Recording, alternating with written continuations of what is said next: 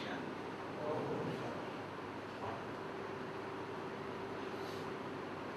प्यारा बाबा हम बच्चों को वर्तमान संगम युग पर नित्य नए ज्ञान रत्नों से भी सजाता है। বর্তমানে এই সঙ্গম যুগে प्यारा बाबा আমাদের বিভিন্ন জ্ঞান রত্ন দ্বারা সাজাচ্ছেন और नए नए सामान दे करके उनकी अनुभूति करा करके हमें रूहानी नशा भी चढ़ाता है। এবং নতুন নতুন সামান দিয়ে আমাদের মাঝে সেগুলো অনুভব করিয়ে আত্মিক নেশা অনুভব করাচ্ছেন।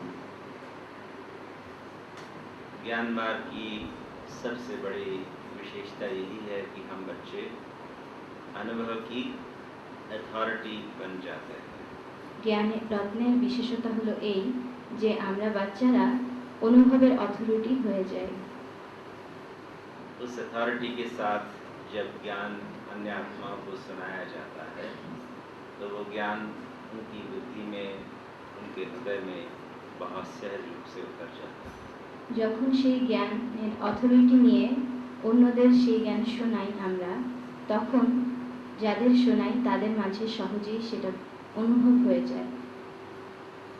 इससे बाबा ने हम बच्चों को एक सम्मान दिया है कि आप विश्व की आधार और उद्धार मूर्त आत्माएं। যেমন বাবা আমাদের একটি সম্মান দিয়েছেন যে তুমি বিশ্বের আধার মুক্ত এবং উদ্ধার মুক্ত আত্মা। आप पूर्वज आत्मा। তুমি পূর্বজ আত্মা। आज अमृत वेले जब योग में बैठे थे तो बाबा ने जैसे बुद्धि को खींच करके उस पूर्वज स्वरूप में स्थित कर दिया। আজ অমৃত বেলায় যখন যোগে বসেছিলাম তখন বাবা আমার বুদ্ধিকে আকর্ষণ করে সেই পূর্বজ স্বরূপের স্মৃতিতে স্থিত করে দিয়েছিলেন। जैसे ही वतन में बाबा से गुड मॉर्निंग किया, बाबा ने एक कल्प वृक्ष को इमर्ज किया। যখন আমি বতনে চলে গিয়েছিলাম তখন বাবা আমার বুদ্ধিতে সেই অবস্থানটা পুরোপুরি স্পষ্ট করে দিয়েছিলেন। तो कल्प वृक्ष के नीचे जड़ में बाबा ने हम आप सभी बच्चों को बिठा दिया। বাবা কল্পবৃক্ষের নিচে আমাদের সব বাচ্চাদের বসিয়ে দিয়েছিলেন। और जब कल्प वृक्ष के नीचे बैठते हैं और सारे कल्प वृक्ष को अपने ऊपर देखते हैं तो हमारा ये कर्तव्य हो जाता है कि बाबा की शक्ति लेकर के हम आत्माएं उस शक्ति को पूरे कल्प वृक्ष को प्रदान करती हैं, एमिनेट करती हैं। তো যখন আমি সেই কল্পবৃক্ষের গোড়ায় যখন বসেছিলাম তখন কল্পবৃক্ষের গোড়ায় বসে আমরা সবাই বাবার কাছ থেকে শক্তি নিয়ে পুরো কল্পবৃক্ষটার মাঝে সমস্ত আত্মাদের সেই শক্তি ছড়িয়ে দিচ্ছিলাম। तो बाबा से शक्ति ले रहे हैं और पूरे कल्प वृक्ष के पहले जड़ से तने में जाते हैं, तने से ऊपर फिर शाखाओं में जाते हैं, फिर छोटी छोटी शाखाओं में जाते हैं और वो एनर्जी का फ्लो जैसे कंटिन्यूसली उन सभी पत्तों को भी हीट करता है जो उस पेड़ के अंग होते हैं। তো প্রথমে শিব বাবা বীজের কাছ থেকে শক্তি নিয়ে ধীরে ধীরে সেটা কাণ্ডে মাঝে ছড়িয়ে দিচ্ছিলাম এবং কাণ্ড থেকে শাখা প্রশাখা ডালপালা এবং ধীরে ধীরে পাতার মাঝে ছড়িয়ে দিচ্ছিলাম। और आज बाबा ने ऐसा अनुभव कराया कि उनको योगदान तो कर ही रहे हैं और खुद भी जैसे पहले बाबा के पास गए तो बिंदु रूप में स्थित और जब यहाँ आकर बैठ गए पेड़ के नीचे तो फरिश्ता स्वरूप में स्थित हो गए। তো বাবা অনুভব করেছিলেন এটাই যে আমরা তাদেরকে যোগদান তো দেবই, সেই সাথে আমি প্রথমে বিন্দুরূপ স্থিতিতে স্থিত হয়ে বাবার কাছ থেকে শক্তি প্রদান করব এবং এখানে যখন চলে আসব তখন আমি অনুভব করেছি যে আমি ফরিস্তা হয়ে গেছি। साथ साथ ऐसा भी अनुभव हो रहा था जैसे हम आत्मा भी तो फरिश्ता ऊपर ट्रैवल कर रहा है और उसको अपने देवत्व स्वरूप का साक्षात्कार होता है और बहुत सुंदर सुखद सत्य की सृष्टि का भी साक्षात्कार होता है। যখন আমি ফরিস্তা স্বরূপে স্থিত হয়েছিলাম তখন আমি এটা অনুভব করেছি যে আমি যেন আকাশের মাঝে ভ্রমণ করছি এবং সেই সাথে এই পৃথিবীর সমস্ত আত্মারা আমাকে দেবতা স্বরূপে দেখছে এবং সেই সাথে সত্যযুগের অনেক সুন্দর সুন্দর দৃশ্য সাক্ষাৎকার হয়েছে। और उसके बाद फिर उसकी डालियाँ जब निकलती हैं तो अलग अलग धर्मों की डालियाँ निकल रही हैं। एक तरफ इस्लाम धर्म की डाली है, एक तरफ बुद्ध धर्म की डाली है, एक तरफ संन्यास धर्म की डाली दिखाई देती थी, एक तरफ सिख धर्म की डाली दिखाई देती थी। तो अलग अलग धर्म, जो मुख्य रूप से तो हमारा इस्लाम धर्म सबसे प्राचीन है और उसके साथ बुद्ध धर्म है बाबा के ज्ञान के अनुरूप, और उसके बाद दूसरे धर्म जो है वो धीरे धीरे डेवलप होता है। তো প্রথমে বিভিন্ন ধরনের ডালির মাঝে আমি দেখতে পেয়েছি। প্রথমে যে ডালটা দেখেছিলাম সেটা ছিল ইসলাম ধর্মে। এরপরে বাবার জ্ঞানের সাথে মিল রেখে যে ধর্মটা এসছে সেটা হলো বৌদ্ধ ধর্ম, এরপরে সন্ন্যাস ধর্ম, এরপরে শিখ ধর্ম। এইভাবে বিভিন্ন ধর্মের ডালি আত্মাদের আমি দেখেছি। तो ये जो मुख्य धर्म है, इस्लाम धर्म है, बुद्ध धर्म है, क्रिश्चियन धर्म है, सिख धर्म है, और ये हिंदू धर्म जिसे आज हम कह देते हैं, जो संन्यास धर्म जिसे हम कहते हैं, अलग अलग धर्मों के अलग अलग प्रकार के रूप के बच्चे और उनके अलग अलग धर्मस्थल दिखाई देते हैं। তো এই যে ধর্মগুলো রয়েছে তার মাঝে ইসলাম ধর্ম সবচেয়ে প্রাচীন, এরপরে বৌদ্ধ, এরপরে খ্রিস্টান, তারপরে শিখ ধর্ম, এরপরে যে ধর্ম রয়েছে সনাতন ধর্ম, বর্তমানে সেটিকে বলা হয় সন্ন্যাস ধর্ম। তো ভিন্ন ভিন্ন ধর্মের আত্মারা ভিন্ন ভিন্ন অবস্থানে ভিন্ন অবস্থায় থাকে। और वो सभी आत्माएं और उनके धर्मस्थल इतने अच्छे लगते हैं कि आप जैसे उसमें अपने पूज्य स्वरूप में अपने को स्थित करना बहुत सहज हो जाता है। তো সেই কল্পবৃক্ষের মাঝে ওই ধর্মের যে গোড়া রয়েছে, শাখা প্রশাখার মূল যে জায়গা রয়েছে, সেখানে নিজেকে স্থিত করে এমনভাবে আমরা দাঁড়াবো যে মনে হবে যেন আমি আদি স্বরূপ হয়ে দাঁড়িয়ে আছি, দেবতা স্বরূপ হয়ে দাঁড়িয়ে আছি, এবং তারা সাক্ষাৎকার করবে। जैसे कल हम आत्माएं जब योग में बैठी थी तो 5 स्थितियों का अनुभूति बाबा ने कल कराया था। आज वो 5 स्थितियों की अनुभूति डिफरेंट तरीके से करा रहा था बाबा। कल प्रश्न के आधार से हम अलग अलग स्थितियों की, बीज रूप की स्थिति का भी अनुभव है, तो ब्राह्मण स्वरूप का भी अनुभव है, फरिश्ता स्वरूप का भी अनुभव है, तो देवता स्वरूप का भी अनुभव है, और पूज्य स्वरूप का भी अनुभव। 5 स्वरूपों का अनुभव एक कल प्रश्न के रूप में बाबा करा रहा था। बहुत सुखद अनुभव हो रहा था। তো বাবা আমাদের গতকাল যে অনুভব করিয়েছিলেন 5 স্বরূপের ভিন্ন ধরনের অনুভব করেছিলেন, মনে হয় যেন কল্পবৃক্ষের মাঝে আমি 5 স্বরূপের অনুভব করছি ভিন্ন ভিন্নভাবে, এবং সেটি অনেক আনন্দদায়ক সুখদায়ী ছিল। सारा विश्व मेरा परिवार है और मैं इस विश्व की पूर्वज आत्मा हूँ। ये रूहानी नशा एक बहुत सुखद नशा होता है। সারা বিশ্ব এক পরিবার এবং আমি সেই পরিবারের পূর্বজ আত্মা। এটা এক অনেক রুহানি এবং আত্মিক অনেক খুশির নেশা। तो बहुत सुंदर अनुभव इसलिए भी होता है कि परमात्मा विश्व की सर्वात्माओं का पिता है, और मुझ आत्मा को जब पूर्वज आत्मा का रोल देता है भगवान, तो उसको पूर्वज के रूप में सारी सृष्टि की आत्माओं को योगदान देने का, शुभ भावनाओं शुभकामनाओं को दान देने का जो अनुभव होता है, वो बहुत गहन अतीन्द्रिय सुख की अनुभूति कराता है। তো বাবা আমাদের যে সম্মান দিয়েছিলেন, আমি পূর্বজ আত্মা এবং আমি পরমপিতা পরমাত্মার সন্তান, শিব বাবা আমার পিতা এবং তিনি সমস্ত আত্মার পিতা। এই সমানটা অনেক বেশি সুখদায়ী, এবং এই সমানে স্থিত হয়ে যখন বাবার কাছ থেকে শক্তি নিয়ে সবাইকে আমরা প্রদান করি, তখন অনেক সুখদায়ী অনুভব হয়, অনেক আনন্দ অনুভব হয়। इस प्रकार सुखदता का सुबह सुबह अगर हम अनुभव करते हैं तो इसका प्रभाव दिन भर हम आत्माओं के ऊपर रहता है, और हमारा व्यवहार भी दूसरों के साथ बहुत सुखद हो जाता है। যখন অমৃতবেলায় আমরা অনেক আনন্দদায়ক অনুভব যোগের মাঝে করি, তো তার প্রভাব সারাদিন আমাদের মাঝে থাকে, এবং তেমনিভাবে আমরা ব্যবহার করি। যতটা আমরা সুখদায়ী অনুভব করি, ততটাই আমাদের ব্যবহার অন্যদের প্রতি সুখদায়ী হয়। बाबा ने हम बच्चों को विश्व की सर्वात्माओं की सेवा करने का यह जो सुंदर तरीका है वो आदिकाल से सिखाया है। বাবা আমাদের আদিকাল থেকে সারা বিশ্বের আত্মাদের সেবা করার পদ্ধতি শিখিয়ে দিয়েছেন। एक बार मुझे याद आता है, मैं मधुबन में था और दादी चंद्रमणि हमारी वो चक्षु शक्ति कहलाती है, जबकि बहुत उसकी शक्ति की अपनी अपनी अपार महिमा होती है। हर आत्मा की कोई विशेषता होती है, किसी में आपको बहुत आनंदमय अनुभूति होती है, किसी के साथ बड़ी शांति की अनुभूति होती है, कोई बहुत पावन आत्मा दिखाई देती है, कोई बहुत शक्तिशाली आत्मा दिखाई देती है। तो हमारी जो वरिष्ठ दादियाँ हैं उनमें से 5 दादियों को 5 विशेषताएं बाबा ने दी हैं। जिनमें से दादी चंद्रमणि को बाबा हमेशा शेरनी शक्ति का ही, उसके स्वरूप का हमेशा आवाहन करते हैं। তো আমি তখন মধুবনে ছিলাম। মধুবনের একজন দাদিজি যিনি রয়েছেন চন্দ্রমণি দাদিজি, শিব বাবা যাকে বলেন শিব শক্তি, শেরনি শক্তি। তো ঠিক তেমনিভাবে 5 দাদিকে শিব বাবা 5 শক্তির সাথে তুলনা করেছেন। 5 দাদিকে 5 শক্তির নাম দিয়েছেন। हम दुर्गा अवतार कह सकते हैं हमारी दादी चंद्रमणि। चंद्रमणि दादीके আমরা दुर्गा बोलते पारी।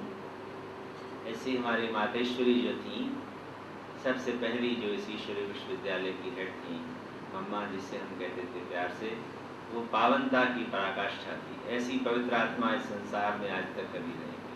तो এই ভার্সিটির প্রথম যে ছিলেন মুখ্য প্রশাসিকা মাম্মা, তো তিনি পবিত্রতার এমন এক স্থির মূর্তি ছিলেন, তার মাঝে পাবনতা বা পবিত্রতার প্রকাশ অনেক বেশি পরিমাণে ছিল, যা এই পৃথিবীর কোনো ব্যক্তির মাঝে এখনো পর্যন্ত দেখা যায়নি। चाहे कोई 10 साल का व्यक्ति हो या 100 साल का व्यक्ति हो, उसको हमेशा उसका माँ का रूप ही दिखाई देता था। তো 10 বছরের লোক হোক বা 100 বছরের লোকই হোক, তাকে দেখলে পরে মা স্বরূপেই দেখতে পেতেন। हमारी दादी जानकी हैं जो, वो शांति स्वरूपा है। দাদি জানকীজি যিনি রয়েছেন আমাদের, তিনি হলেন শান্তি স্বরূপা। दादी जानकी की विशेषता है कि वो गहन शांति में जाके डेल्टा वेव्स एमिनेट करते हैं। তো দাদি জানকীজির বিশেষতা হলো এই, তিনি অনেক গভীর শান্তির মাঝে ডুবে গিয়ে ডেল্টা ওয়েভ ক্রিয়েট করতে পারেন, जो कि बहुत गहन शांति में ही मनुष्य एमिनेट कर सकता है। যার গভীর শান্তি অনুভব হয় না, তিনি তাকেও অনেক গভীর শান্তি অনুভব করাতে পারেন। बहुत गहन निद्रा में डेल्टा वेव्स की उत्पत्ति होती है অনেক গভীর নিদ্রার মাঝে ডেল্টা ওয়েভের উৎপত্তি হয়ে থাকে। और वो जागृत अवस्था में कभी भी डेल्टा वेव ट्रांसमिट करती है। कल रात आपका अनुभव सुनाया था ना उनका। তো যখন ঘুম থেকে জেগে যাই, তো ঘুম থেকে জেগে যাওয়ার পরও আমরা জাগ্রত অবস্থায় ডেল্টার স্থিতির অনুভব করতে পারি, যা আমি গতকাল আপনাদের শুনিয়েছিলাম। और हमारी मनमोहिनी दीदी थी पहले दादी जानकी की जगह, दीदी मनमोहिनी होती थी दादी प्रकाशमणि के साथ। उसको प्रेम स्वरूपा के रूप में सब देखते थे। वो जो भी जिसके पास भी उसको दृष्टि देगी, उसको बड़े प्यार का आकर्षण दीदी से होता था। দাদি মনমোহিনী যিনি ছিলেন প্রকাশমণি দাদিজির সাথে, তিনি এখন জানকী দাদিজির বদলে রয়েছেন। তাকে দেখলে মনে হয় যেন পুরোপুরি প্রেম স্বরূপ। ওনাকে দেখলেই মনের মাঝে প্রেমের স্মৃতি জাগ্রত হয়। दीदी में स्नेह का और डिसिप्लिन का তো बहुत गहरा संस्कार। ওনার মাঝে ডিসিপ্লিনের অনেক গভীর সংস্কার রয়েছে। She was very tough, but she was not rough. She was very soft. তিনি অনেক কঠিন, কিন্তু তিনি অনেক কঠিন হলেও তিনি অনেক শক্ত নন। তিনি খুব সফট, খুব নরম মনের মানুষ। ডিসিপ্লিনের নিয়মে তিনি খুব ভালো চলেন, কিন্তু তিনি অতটা রুক্ষ নন। তিনি সবার সাথে খুব ভালোভাবে ব্যবহার করেন। आमतौर पर मैनेजमेंट में ये देखा जाता है कि जो आदमी बहुत टफ होता है वो रफ भी होता है। আমরা এই পৃথিবীতে দেখি যে যারা খুব বেশি টাফ হয় তারা অনেক রাফ হয়। लेकिन यहाँ हम लोग इस विश्वविद्यालय में जब सेल्फ मैनेजमेंट कोर्सेज कराते हैं, तो हम लोगों को बताते हैं you don't have to be rough to be tough. তো আমরা যখন এখানে কোর্স করাই সেলফ ম্যানেজমেন্টের, তখন আমরা বলি যে আপনাদের টাফ হওয়ার দরকার, কিন্তু রাফ হওয়ার দরকার নেই। You can be soft, but you can be very strong. আমাদের নরম হতে হবে, কিন্তু সেই সাথে অনেক শক্তিশালীও হতে হবে। हमारे देश में एक प्रधानमंत्री थे जिनका नाम था, जिन्होंने पंडित जवाहरलाल नेहरू से प्रधानमंत्री पद लिया। उनमें ये एक विशेषता बहुत सुंदर मानी जाती है। তো আমাদের দেশে একজন প্রধানমন্ত্রী ছিলেন যিনি জওহরলাল নেহেরুর কাছ থেকে প্রধানমন্ত্রিত্ব নিয়েছিলেন। তার মাঝে একটা খুব সুন্দর বিশেষতা ছিল। जवाहरलाल नेहरू बहुत रफ और टफ थे, জওহরলাল নেহেরু অনেক রাফ এবং টাফ ছিলেন, लेकिन उनके बाद लाल बहादुर शास्त्री हमारे प्रधानमंत्री बने। वो बहुत सॉफ्ट थे लेकिन टफ जवाहरलाल नेहरू से भी ज़्यादा थे। কিন্তু এরপরে ওনার পরে জওহরলাল নেহরুর পরে লাল বাহাদুর শাস্ত্রী তিনি তিনি প্রধানমন্ত্রী হয়েছিলেন। তিনি এতটা সফট ছিলেন এবং সেই সাথে খুব স্ট্রং ছিলেন, তিনি টাফ রাফ ছিলেন না। आमतौर पर आप लोगों को देखते हैं जो मिलिट्री अफसर होगा, पुलिस अफसर होगा, बहुत रफ होता है और टफ भी होता है। তো আমরা যত পুলিশ অফিসার দেখি, মিলিটারি অফিসার দেখি, তারা কিরকম হয়, খুব রাফ এবং টাফ হয়ে থাকে। लेकिन लाल बहादुर जी की विशेषता उनके एक बड़े सेक्रेटरी ने हमको सुनाई। उस सेक्रेटरी को एक बार लाल बहादुर शास्त्री को लेकर के जाना था। कश्मीर में कोई विजिट थी एक छोटी, और एक दिन फिक्स हुआ, लेकिन उस दिन वो जो सेक्रेटरी थे उनको बुखार था, ही वाज सिक। तो लाल बहादुर जी को बताया गया कि वो सेक्रेटरी साहब तो आजकल उनको थोड़ा बुखार चल रहा है। बट लाल बहादुर के पास तो टाइम प्राइम मिनिस्टर के पास बड़ा सीमित होता है। उसने कहा अपने पीए को, मुझे उस सेक्रेटरी से बात कराओ। उसका राव नाम था। उसने मिस्टर राव से बात करना शुरू किया। इतना सुना कर मैं बात सुनाऊँ। এরপরে লাল বাহাদুর শাস্ত্রী একবার তার একটা জায়গায় যাওয়ার জন্য প্রোগ্রাম সেট হলো। তো সেই সময় ওনার যে সেক্রেটারি ছিল তিনি খুব অসুস্থ হয়ে পড়লেন, তার জ্বর হলো। তো তিনি এখন তার পিএকে বললেন যে তুমি সেক্রেটারির সাথে গিয়ে কথা বলে আসো। तो उसने कहा पीए को कि मुझे सेक्रेटरी से बात कराओ। তো তিনি বললেন যে পিএর সাথे सेक्रेटरीর साथे কথা বলো। सेक्रेटरी बड़े हाई रैंकिंग का एडमिनिस्ट्रेटिव ऑफिसर होता है। तो उसने फ़ोन किया, यस मिस्टर राव, मैं लाल बहादुर शास्त्री बोल रहा हूँ। तो he said good morning sir, what can do for you sir? He says tomorrow we have plan to go to Kashmir for a short visit. कल सुबह 6 बजे हम जाएंगे श्रीनगर। आप सुबह 6 बजे एयरपोर्ट पर पहुँच जाना। तो उसने जवाब दिया, oh sir, it would have been a delight, आपके साथ जाने की मुझे बहुत खुशी होती थी, लेकिन सर मुझे तो बुखार है। तो लाल बहादुर शास्त्री ने बड़े प्यार से कहा, अच्छा तुमको बुखार है, देखो अपने शरीर का ध्यान रखना होता है। कल सुबह सफिशिएंट विंटर क्लोथिंग लेके आना, समझे? और सुबह 6 बजे हम टेक ऑफ करेंगे, ठीक है भाई? তো এরপর কি হলো, তিনি ফোন করলেন মিস্টার রাওকে, যে বললেন যে আমি লাল বাহাদুর শাস্ত্রী বলছি, তো কাল আমাদের কাশ্মীরে যেতে হবে, খুব অল্প সময়ের একটা ট্যুর, কাল সকালবেলা ভোর 6টায় চলে আসবে। আমরা তারপরে ওখান থেকে শ্রীনগরে রওনা দেব, শ্রীনগর থেকে কাশ্মীরে যাব। তো ওই সময় মিস্টার রাও বললেন যে আমার তো আপনার সাথে যাবার খুব ইচ্ছে রয়েছে, কিন্তু আমার তো জ্বর হয়েছে।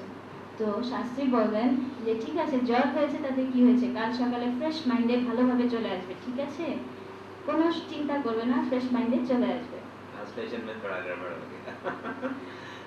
ऐसा लाल बहादुर जी ने नहीं कहा कि क्या हुआ अगर बुखार है तो, ऐसा नहीं बोले लाल बहादुर। अगर उसकी जगह पहले वाला प्रधानमंत्री होता था तो he would have said what do you mean, what nonsense, you are sick and all that, you must कम।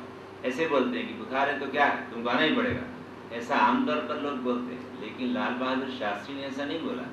लाल बहादुर शास्त्री ने कहा, देखो भाई तुमको बुखार है, अपना ध्यान रखा करो, और कल हम कश्मीर जाने वाले हैं, सफिशिएंट विंटर क्लोथिंग लेके आना भाई, गर्म कपड़े सफिशिएंट लेके आना, सुबह 6 बजे ठीक हम लोग रवाना हो जाएंगे।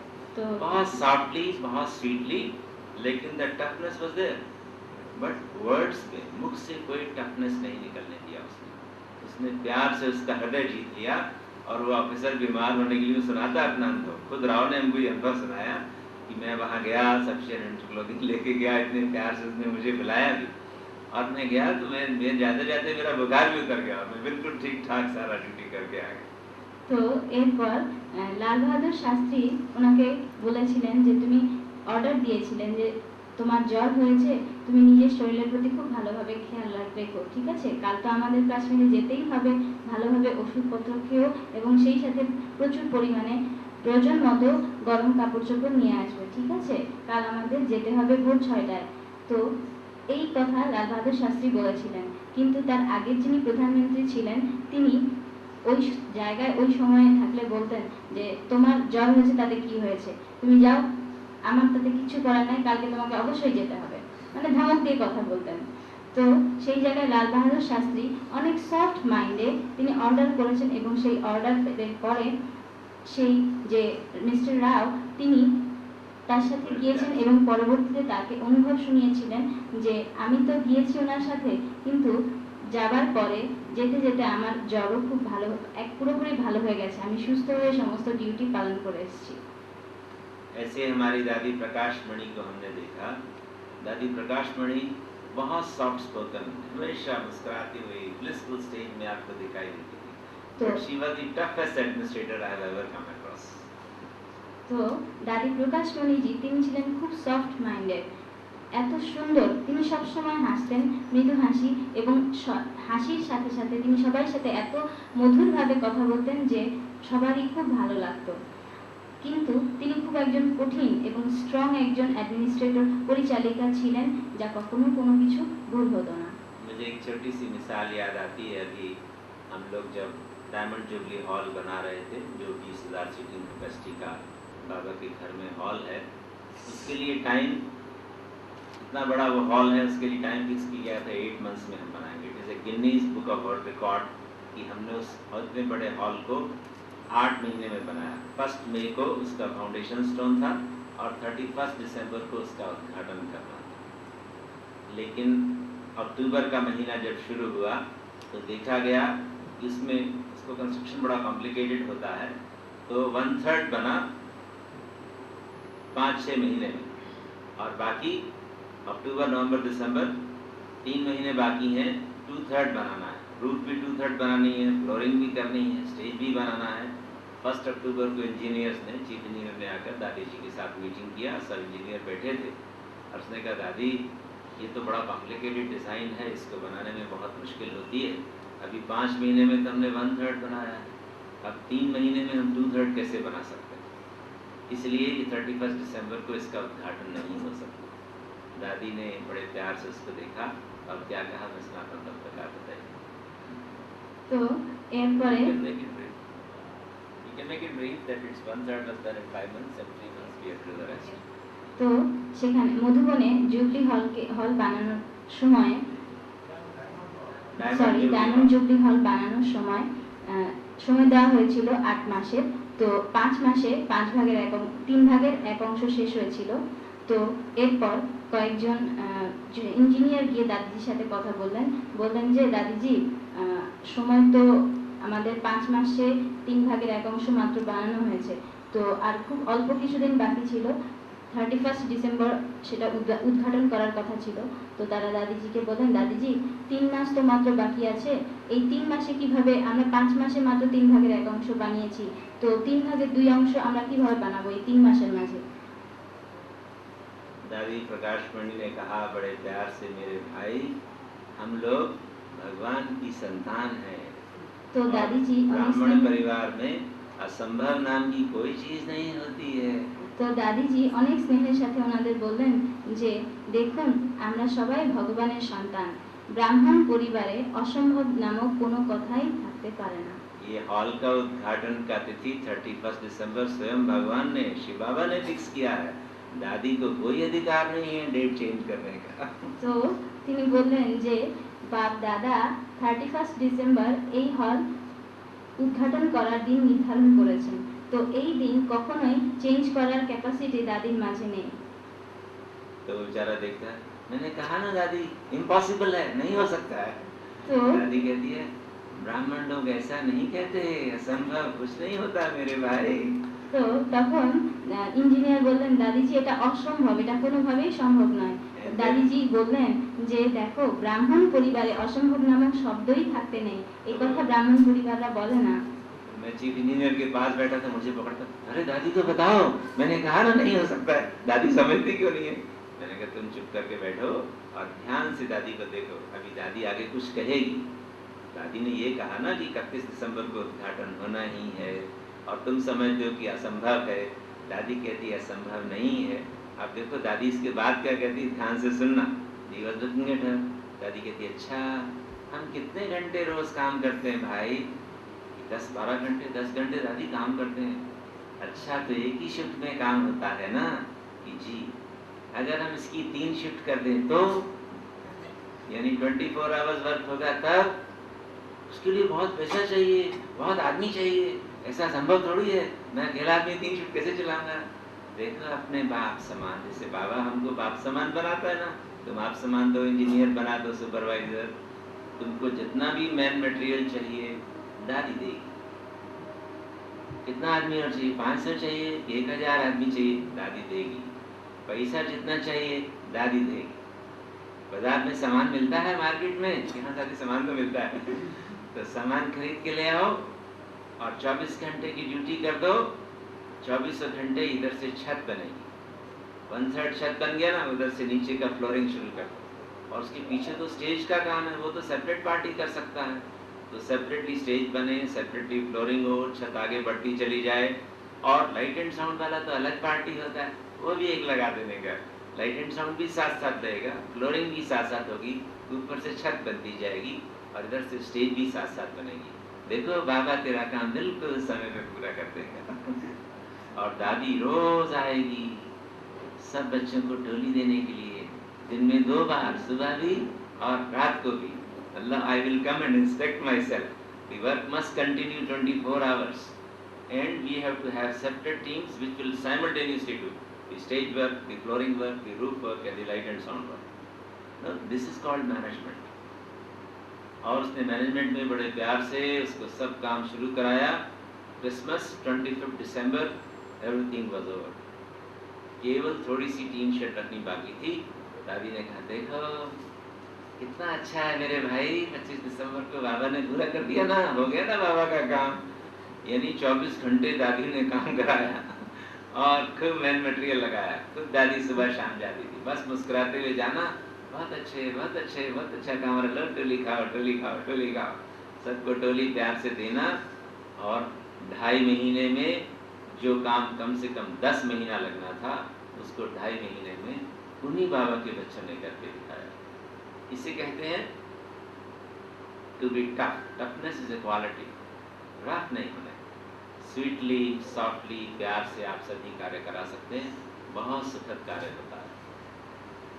मैंने ये क्वालिटी अपनी अनिमा बहन में थोड़ी देखी है बहुत स्वीट है, लेकिन इसका कोई कार्य रुक नहीं सकता। तो সেই ইঞ্জিনিয়ার দাদিকে যখন বললেন এটা অসম্ভব, দাদি তো বললেন যে এভাবে বলতে হয় না, ব্রাহ্মণ পরিবারে অসম্ভবের কোনো কথাই নেই। তারপর সেই ইঞ্জিনিয়ার আমার হাত জাপটে তোলেন এবং বললেন যে দাদিকে বোঝাও এই অসম্ভব জিনিস কিভাবে হবে, মাত্র 3 মাসে কিভাবে এটা সম্ভব হবে। দাদি তো বুঝতে চাইছে না, দাদিকে বোঝাও। তো আমি তাকে বললাম যে শোনো, দাদি যখন বলছে অসম্ভব নয়, তাহলে নিশ্চয়ই তিনি কোনো কথা এরপর বলবেন, দাদির কথাটাকে ভালোভাবে শোনো। তো সেই ইঞ্জিনিয়ার আমার দিকে তাকিয়ে রইল। তারপর আমার কথা মতো সে দাদিজির কথা শুনলো। তো দাদিজি বললেন যে তোমরা সাধারণত কতক্ষণ কাজ করো প্রতিদিন? তো বললো যে 10 ঘন্টা। তো এরপর বলছেন যে 10 ঘন্টা কাজ যখন করো, তো এটাকে যদি শিফট করে দাও, 3 ভাগে যদি ভাগ করে নাও, মানে 3টা শিফটে যদি নিয়ে নাও 8 ঘন্টা করে, তো তখন কি অবস্থা, তখন কিরকম হয়? তখন বললেন যে দাদিজি আমি কিভাবে সেটা করব, আমার মাত্র অল্প কিছু সংখ্যক লোক রয়েছে, কত পয়সার দরকার, কত কিছুর দরকার, কিন্তু কিভাবে সেটা সম্ভব? তো দাদি বললেন তখন যে বাজারে তো অনেক মানুষ পাওয়া যায়, তাই না, অনেক ম্যাটেরিয়ালস পাওয়া যাবে। বলছে হ্যাঁ পাওয়া যাবে, কিন্তু টাকা কে দেবে? তো দাদি বললেন যে ঠিক আছে, দাদি অর্থ দেবে এবং লোকও উপস্থিত করবে। তো এখন বললেন যে আমি একা 3 শিফটে কিভাবে কাজ করব? তখন দাদি বললেন তুমি তোমার মতো 2জন সুপারভাইজার ঠিক করে দাও, তাদেরকে কাজ বুঝিয়ে দাও যে তুমি 1 শিফটে কাজ করবে এবং তারা বাকি 2জন 2 শিফটে কাজ করবে। তো তাহলেই 3 শিফট হয়ে গেল। এবং এরপরে তখন ইঞ্জিনিয়ার শুনে চুপ করে রইলেন। তখন বললেন যে ঠিক আছে। এরপর সেই দাদির কথা মতো বললেন যে 3 শিফটে করব, কিন্তু সেটা কিভাবে হবে? তখন দাদিজি বললেন যে 1 শিফটের লোক ফ্লোরিং এর কাজ করবে, আরেক শিফটের লোক ছাদের কাজ করবে, আরেক শিফটের লোক পেছনে স্টেজের কাজ করবে, এবং সাউন্ড যারা টেকনিক্যাল কাজ করবে তাদেরকে আলাদা অবস্থানে রেখে দাও। তো এইভাবে পুরো এই হলরুমটা 3 ভাগের 2 অংশ প্রায় 2.5 মাসে শেষ হয়ে গেল কাজ। এবং দাদিজি তখন আরো বলেছিলেন যে তোমরা প্রতিদিন 24 ঘন্টা কাজ করবে, দাদিজি 2 বার আসবেন এই হল দেখতে। তো প্রতিদিন দুবার আসবেন এবং সবাইকে টলি দেবেন। দাদিজি এরপর কি করতেন, ঠিক তার কথা মতো তিনি সকালে এসে সবাইকে টলি দিতেন এবং বিকেলে এসে সবাইকে টলি দিতেন আর বলতেন যে তোমরা সবাই খাও, টলি খাও, বাবাকে ইয়াদ করো আর কাজ করো। তো এইভাবে 3 মাসের কাজ 2.5 মাসে পুরোপুরি কমপ্লিট হয়ে যায়। তো 10 मास का काम 2.5 मास में। সরি 10 মাসের কাজ 2.5 মাসে শেষ হয়ে যায়।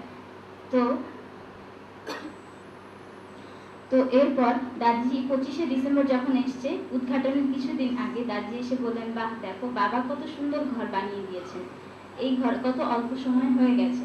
তো দাদিজি এইভাবে তিনি টাফ ছিলেন যে আমাকে করতেই হবে, কিন্তু সবাইকে খুব সুন্দরভাবে সফটলি বুঝিয়ে যা করতে হবে তা তিনি দেখিয়ে গেছেন। बाबा ने हमारी ऐसी अथक बहनों को, दादियों को निमित्त बनाया है जिनकी अथक सेवा से ही संगम युग के थोड़े से समय में सारे संसार का परिवर्तन हो जाता है। তো বাবা এমনিভাবেই কয়েকজন বোনকে নিমিত্ত বানিয়েছেন যাদের দ্বারা এই সারা পরিবার, এই সারা পৃথিবীটা পুরোপুরি চেঞ্জ হয়ে যাচ্ছে। मुझे आत्मा को देश विदेश में अनेक जगह जाना होता है। बाबा के आश्चर्यजनक कार्यों को देख के बहुत आनंद महसूस होता है। এই আত্মার অনেক দেশে বিদেশে অনেক জায়গার অনেক কিছু দেখার সৌভাগ্য হয়েছে। তো বাবা কিভাবে তার কার্যকে এগিয়ে নিয়ে যাচ্ছেন তা দেখে আমার অনেক খুশি লেগেছে। एक छोटा अनुभव और सुनाएं, टाइम है 10 मिनट। একটা ছোট অনুভব শোনাবো, সময় আছে সবার? ओके। दादी चंद्रमणि की मैं चर्चा कर रहा था कि दादी चंद्रमणि जो है वो एक बार हमसे बात कर रही थी, तो उन्होंने पूछा कि आजकल आप योग का अभ्यास कैसे करते हो अशोक भाई।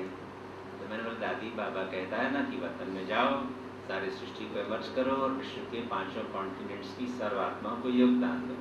तो मैं वतन में बैठ के सब आत्माओं को योगदान देता हूँ, यही कार्य करते हैं। तो दादी कहती सचमुच तो विश्व की आत्माओं को योगदान देता है तो तुम बहुत जल्दी विदेश जाएगा। और ऐसा अचानक हुआ कि दादी प्रकाश मणि ने उसी दिन एक मीटिंग रखी और दादी प्रकाश मणि को पार्लियामेंट ऑफ वर्ल्ड रीजन्स में as to preside over a function निमंत्रण मिला था। शिकागो जाना था दादी को, अमेरिका। तो दादी ने कहा कौन मेरे साथ शिकागो जाएगा, सब ऐसे बैठे थे। तब मैं आज दादी हम जाएं आपके साथ? हाँ हाँ अशोक तुमको जरूर चलना है। वो बहन है ना जो शिकागो की इंचार्ज, वो भी कह रही थी कि अशोक को थोड़ा भेजिए कि वहाँ थोड़ा सहयोग की आवश्यकता है। तो इधर दादी चंद्रमणि ने पूछा कि आप कैसे योग करते हो विश्व सेवा के लिए, तो विदेश की सेवा का वरदान मिला और उसी दिन विदेश जाने का प्रोग्राम बना। তো দাদি চন্দ্রমণি জি আমাকে একদিন জিজ্ঞেস করেছিলেন তুমি কিভাবে যোগ করো। তো আমি বললাম যে বাবা বলেছে যে বর্তমানে গিয়ে সারা বিশ্বের 5 কন্টিনেন্টসের সমস্ত আত্মাদের যোগদান দিতে। দাদি এই কথা শুনে আমাকে বলেছিলেন তুমি যদি সত্যি সারা বিশ্বের যোগদান দিয়ে থাকো তো তুমি খুব দ্রুতই বিদেশ যাবে। এরপর একদিন ওই দিনই প্রকাশমণি দাদিজির কাছে সংবাদ এলো যে শিকাগো যেতে হবে। তো এরপর দাদিজি সবাইকে জিজ্ঞেস করলেন যে কে আমার সাথে যাবে। তো কেউ হাত তোলেনি, আমি হাত তুলেছিলাম। তখন দাদিজি বলল ঠিক আছে তুমি আমার সাথে যাবে, শিকাগোর বোনও বলেছিল তোমার কথা।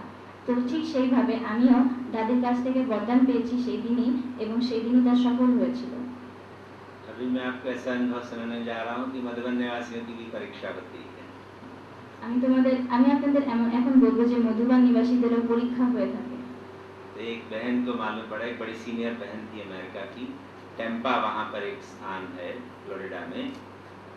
तो टेम्पा में एक बहुत सुंदर म्यूजियम बना हुआ है। तो वो टीचर बहन मेरे पास आती है और कहती है Ashok bhai I have heard you are coming to America, कि आप अमेरिका आ रहे हैं, मैंने सुना है।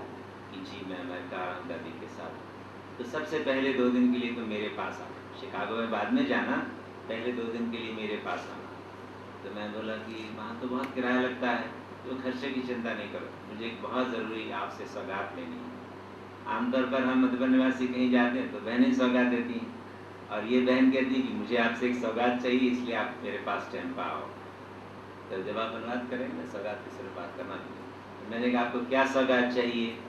तो कहती हैं आप जानती हैं जॉन भाई करके एक हमारा टेम्पा का निमित्त भाई था पहले, बहुत अच्छा सीनियर, उसको माया खा गई है, पिछले 3 साल से वो सेंटर में ही नहीं आता, मुझे मेरा जॉन भाई वापस चाहिए।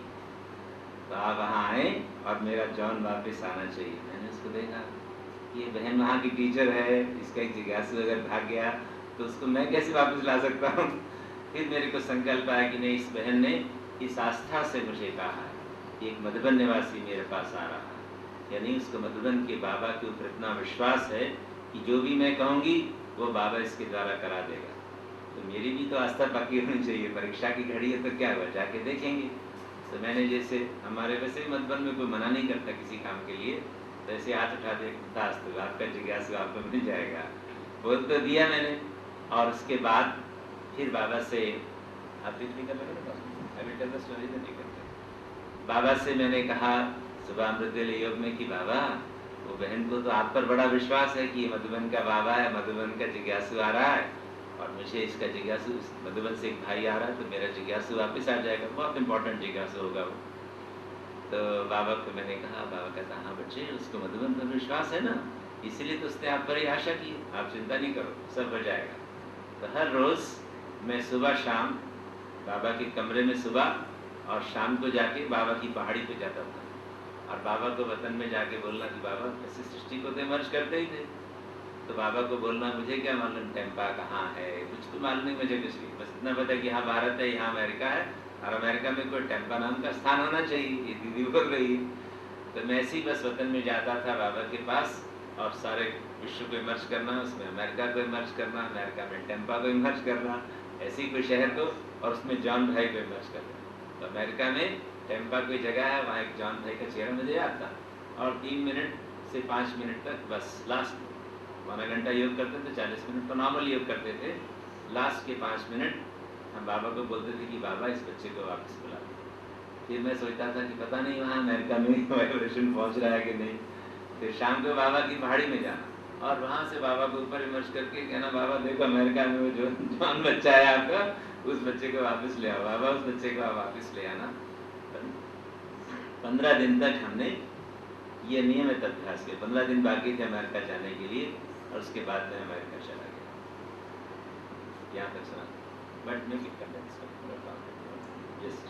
তো এরপর সেখানে এক বোন আমাকে ফোন করলো ফ্লোরিডার টেম্পা শহর থেকে, যে অশোক ভাই আপনি তো শিকাগো যাচ্ছেন, তো সেখানে যাবার 2 দিন আগে আপনি এখানে আসবেন, আপনার কাছ থেকে আমাকে একটা গিফট দিতে হবে। তো উনি জিজ্ঞেস করলেন কি গিফট, তো বললেন যে আমাদের এখানকার একজন ভাই রয়েছেন যার নাম জন, তিনি 3 বছর ধরে বাবার ঘরে আসছেন না, আমার যে কোনোভাবেই সেই ভাইকে এখন দরকার, তো ওই ভাইকে নিয়ে আসতে হবে।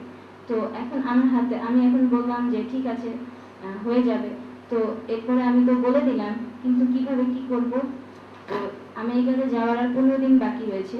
তো 15 দিন ধরে আমি প্রতিদিন সকালে এবং বিকেলে, সকালবেলা বাবার কামরায় এবং বিকেলে সেই পাহাড়ে গিয়ে বাবাকে বলতাম বর্তমান দিয়ে যে বাবা আমেরিকাকে ইমার্জ করতাম, এবং টেম্পা নামে একটা শহর রয়েছে, সেই শহরকে ইমার্জ করতাম, সেই জায়গায় জন নামে একজন ব্যক্তিকে ইমার্জ করে বাবাকে বলতাম বাবা তোমার এই বাচ্চাকে তোমার ঘরে নিয়ে আসো। তো এইভাবে আমি প্রতিদিন 3 মিনিট করে সকালে বিকেলে আমি তাকে। इसके बाद हम अमेरिका गए, और अमेरिका जाते ही पहले टेम्पा का प्रोग्राम बनाया। जैसे न्यूयॉर्क जाना पड़ता है, पहले न्यूयॉर्क से टेम्पा चले गए। अब टेम्पा में जैसे ही मैं पहुंचा तो ऊपर आसमान से जैसे हवाई जहाज नीचे आता ना, तो मैं वहाँ से उतरने की मैंने कहा बाबा वो जवान बच्चे को ले आना, बाबा वो जवान बच्चे को वापस ले आना, देखो मधुबन की इज्जत का सवाल है, उस बहन ने सौगात मांगी है, इसलिए वो जवान बच्चा आना चाहिए। और मैं जैसे ही हवाई जहाज से नीचे उतरा, बाहर आया एयरपोर्ट से, और बाहर जवान भाई खड़ा हुआ था, और एक बहुत बढ़िया गाड़ी थी, लेकिन वो गाड़ी एक ट्रक था। वो लोग जॉन भाई कोई कारपेंट्री का काम करता होगा, तो उनका कारपेंट्री का जो ट्रक है सामान वाला, उसका जो कैबिन होता है वो एयर कंडीशन। तो मैं बाहर गया, मैंने इसकी जॉन को देखा, हाय हाउ आर यू, हाय करता हुआ अशोक हाउ आर यू।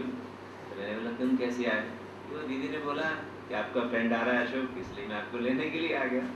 ठीक है, उसकी गाड़ी में बैठे कैबिन में, और हम आना शुरू किए। मैंने कहा so John how are you, how is everything. He says, well, everything is okay, but you know, Ashok, Maya in America is very strong, very bad. तो मैंने कहा क्या मतलब हुआ, कि पिछले 3 साल से उसने खुद ही सुना। तो आपको पता नहीं मालूम है या नहीं मालूम है अशोक भाई, लेकिन मैं 3 साल से कभी सेंटर में नहीं आया, और मैं आज पहली बार, दीदी ने कहा मेरे को उस टीचर ने, इसलिए मैंने कहा अपने दोस्त को रिसीव करने के लिए चले जाते हैं। तो खैर उसके बाद फिर मैंने कहा और कोई अनुभव सुनाओ, बस इतना ही क्या। He says, stronger, stranger is the experience of the last fortnight. फिर वो बोलने लगा, माया तो स्ट्रेंज है, लेकिन पिछले 14 दिन का मेरा अनुभव बड़ा स्ट्रेंज रहा। मैंने कहा क्या बात? Every day in अमृत वेला बाबा comes and shakes my pet. मेरा पाँव हिलाता है। फिर then I wake up and I see Baba and he says, child come back, बच्चे वापस आओ बोलता है। कि फिर शाम को फिर आ जाता है कहता वो, और शाम को फिर आके मेरे को ऐसे हिलाता है। तो मैं फिर देखता हूँ कि बाबा क्या बात है, कि बच्चे वापस आओ, चाइल्ड कम बैक। इंग्लिश में बाबा कहता है उसको, चाइल्ड कम बैक। आप सोचिए मेरे अंदर में कितनी खुशी हुई होगी कि देखो बाबा किस प्रकार से अपने मधुबन की इज्जत रखता है, मधुबन के बच्चों को परीक्षा में पास करता है।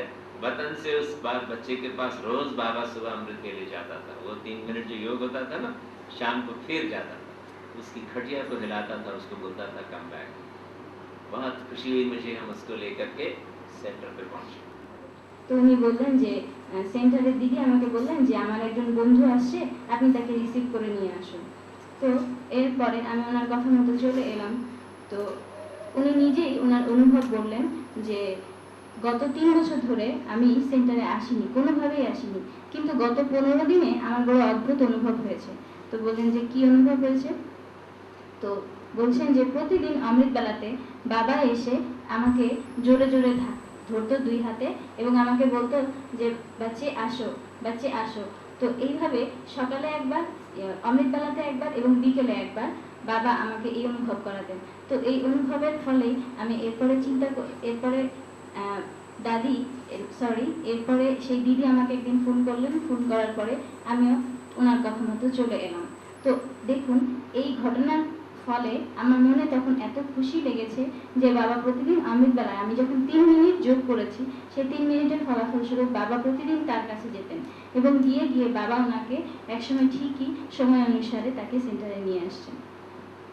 लेकिन जैसे ही सेंटर आया, अब अमेरिका की माया देखिए, उसने मुझे अपनी गाड़ी से कहा, that's the centre, you can go. मुझे बोलता है वो सामने सेंटर, आप चले जाओ अंदर, और अपना गाड़ी लेके मोड़ दिया उसने। मैंने कहा, how about you, will you not come with me in the centre? No, she didn't invite me to the centre, she only told me to bring you.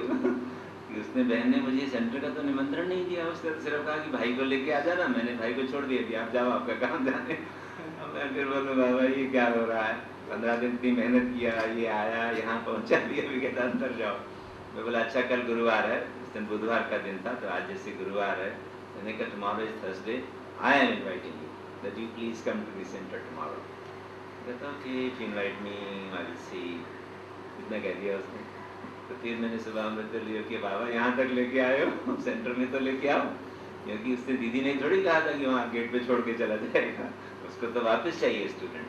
फिर अगले दिन वो गुरुवार को सुबह योग किया, फिर वो क्लास हुई, तो क्लास में आया जैसे ही, तो क्लास के सब लोग इतने खुश हुए, जॉन भाई आ गया।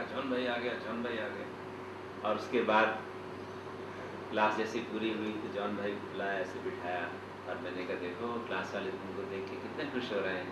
यहाँ बहुत खुश हो रहे हैं। मैंने पूछा क्लास वाले भाई बहनों आपको जॉन कैसा लग रहा है? हो हमारा भाई आ गया, तो बहुत खुशी होता है।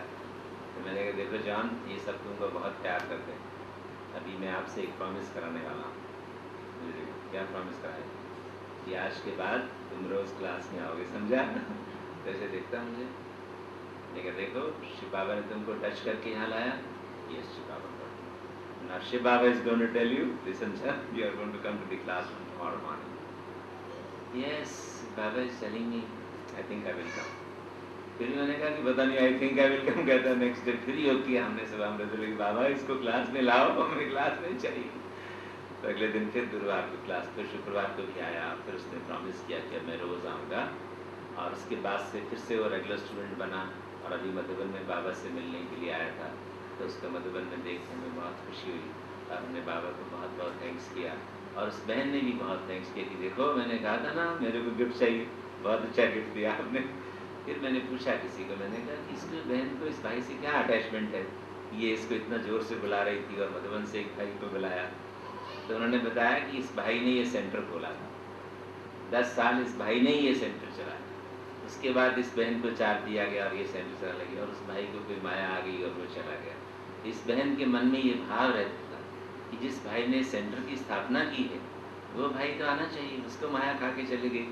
तो बहुत योग लगाती थी लेकिन नहीं आता था वो, इसलिए उसने मधुबन की सहायता ली।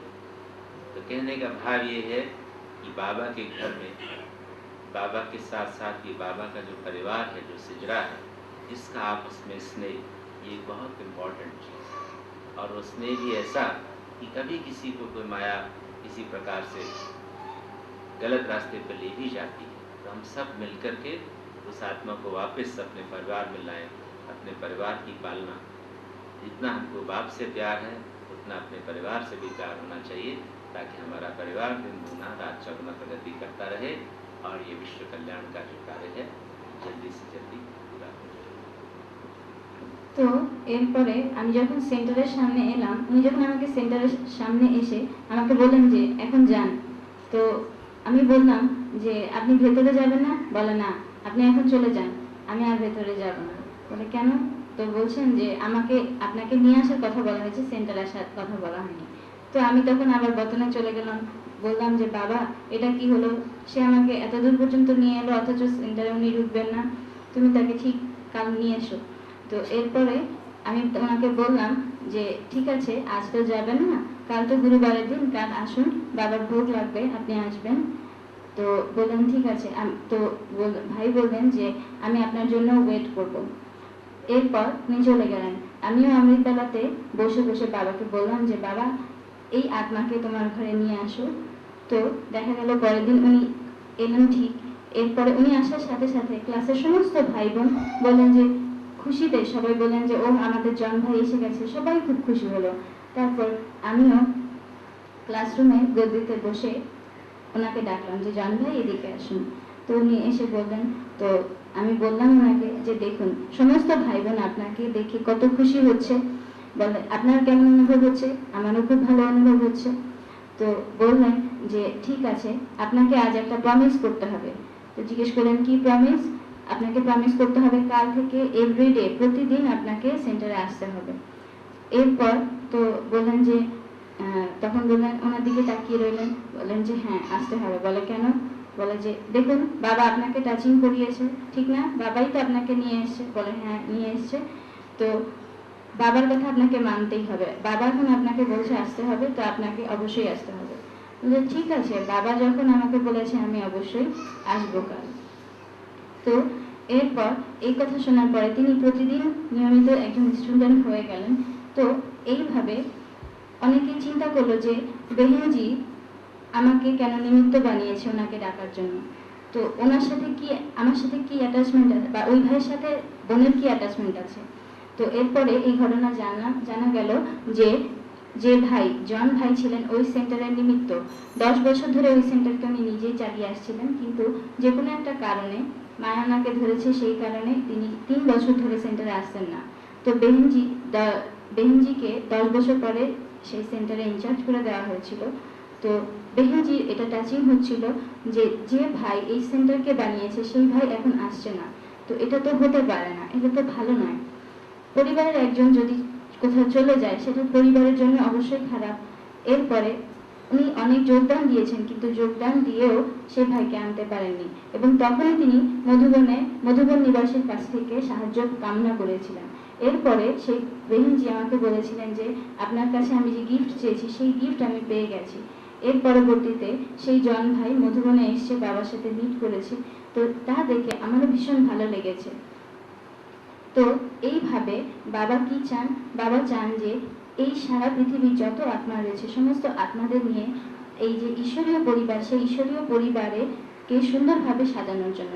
এইভাবে যদি কোনো আত্মা যদি এই ঘর থেকে চলে যায়, তো আমাদের কি করা কর্তব্য? আমাদের প্রত্যেকের সবাই মিলে সংগঠিত যোগ করে সেই আত্মাকে ইমার্জ করে এখানে ডাকা আমাদের সবার কর্তব্য, যাতে সেই আত্মা এখানে চলে এসে আমরা যেমনিভাবে মুরলি শুনছি সেই আত্মাও যাতে বাবার পালনায় পালিত হয়। আমাদের সবারই এটা করা উচিত। इस प्रकार बाबा हम बच्चों को ऐसी सुखद अनुभूतियाँ कराता है। सारे विश्व की आत्माओं की सेवा करना हमारा कर्तव्य है। आपकी वाइब्रेशन एशिया से लेकर अमेरिका तक चारों तरफ पहुंचाती हैं बाबा।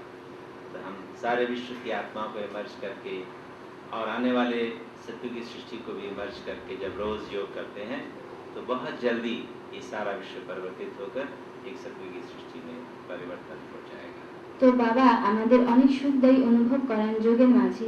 আমরা যোগের মাঝে বসে এই সারা পৃথিবীর সমস্ত আত্মাদের ইমর্জ করব এবং বাবার কাছ থেকে শক্তি নিয়ে পৃথিবীর সমস্ত আত্মাদের সেই শক্তি দান করব এবং সেই সাথে আসন্ন যে সত্যযুগের দুনিয়া রয়েছে সেই দুনিয়াটাকেও আমরা কি করব, ইমর্জ করব এবং ইমর্জ করার সাথে সাথে প্রতিদিন আমরা সেই দুনিয়ায় আছি এই চিন্তা করব।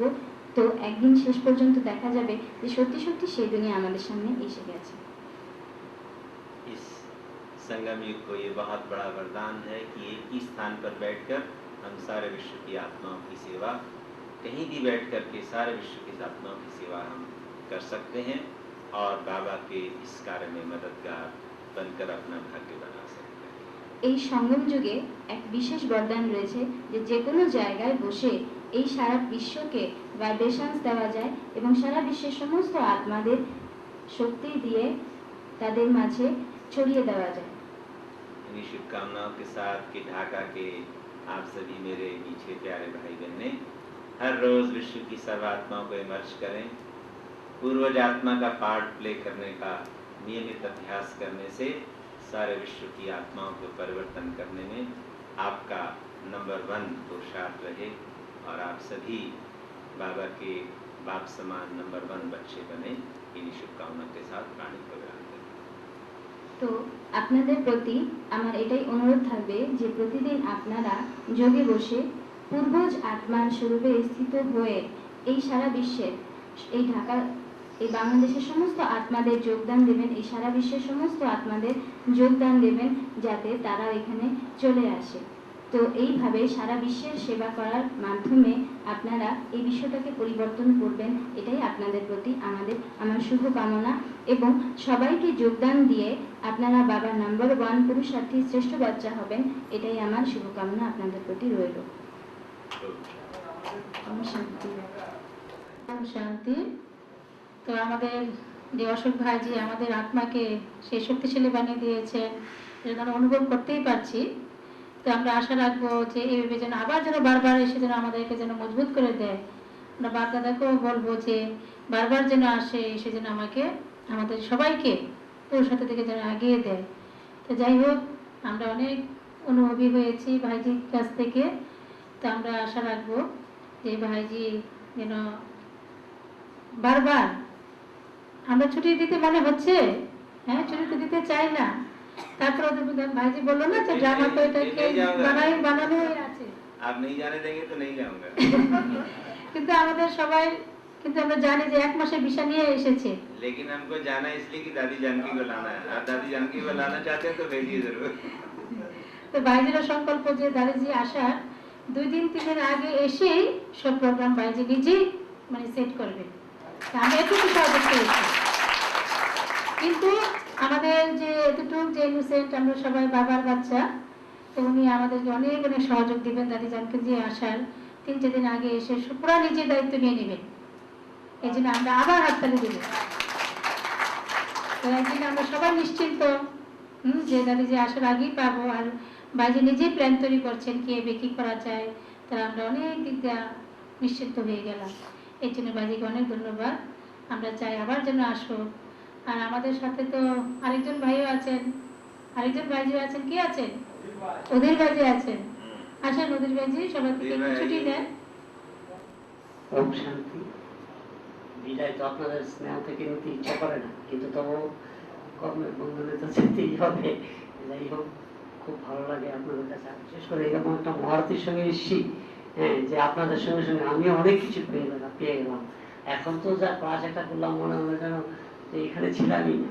সকালবেলাও খুব ভালো লেগেছে, একদম ভোরবেলা যখন উঠে অনেকবেলা যোগ করালেন দাদা, খুব ভালো লাগলো। যাই হোক, আপনাদের প্রতিটা মুহূর্তে প্রতিটা ইয়েতে আপনাদের কথা মনে পড়ে, আবার আপনাদের এই স্নেহ হয়তো আমাকে টেনে আনবে, এই আশা দেখে আজকে আপনাদের সবাই থেকে বিদায় নিচ্ছি। ওম শান্তি। ওম শান্তি। তো ভাইজি অধীর ভাইজি যেন আমাদের সাথে যে মাত্র কয়দিন, 2 দিনও পুরোপুরি হয়নি, কিন্তু 2 দিনও হয়নি। আচ্ছা, দেখি আমরা চেষ্টা করি কি করা যায়। তো 2 দিনও পুরোপুরি পাইনি, তারপরে মনে হচ্ছে যে আমাদের যতটুকু একদিনে বা 1.5 দিনে আমাদের যতটুকু পাল্লা দিয়েছেন, মনে হচ্ছে সারা কল্পের জন্য আমাদের সেটা প্রাপ্ত হয়ে যাবে, হয়ে গেছে। সারা কল্পের জন্য আমাদের এই পাল্লার অনুভব থাকবে। আর বাইজির যে সরল স্বভাব, যে মনোবৃত্তি, সেটা কিন্তু আমাদেরকে আরো অনেক আগিয়ে দিয়েছে। হ্যাঁ, এই জন্য আমরা যেন এই যে ক্লাস করিয়েছেন, যে কথা শুনিয়েছেন, এগুলো শুধু শোনার নয়, আমরা যেন ধারণ করার চেষ্টা করি। এটি হলো আমাদের মুখ্য উদ্দেশ্য। তখনই ভাইজি এখানে আসার সফল হবে। তো যাই হোক, অমৃতবেলা কত সুন্দর আমাদের তার উপর দৃষ্টি দিয়েছেন, সেই যুগের অনুভব করিয়েছেন। এই জন্য আমরা সবার তরফ থেকে ভাইজিকে অনেক অনেক ধন্যবাদ। ওম শান্তি। আর তার সাথে সাথে আমরা আমাদের পিঙ্কি বোনকে আরো বিশেষভাবে ধন্যবাদ, কারণ ভাইজি তো বলেছেনই, আর পিঙ্কি বোন এটা স্পষ্ট ভাষায় সবার ভিতরে সে স্পষ্ট অনুভব করে দিয়েছে। এই জন্য আমাদের সবার তরফ থেকে পিঙ্কি বোনকে অশেষ অশেষ ধন্যবাদ। ওম শান্তি।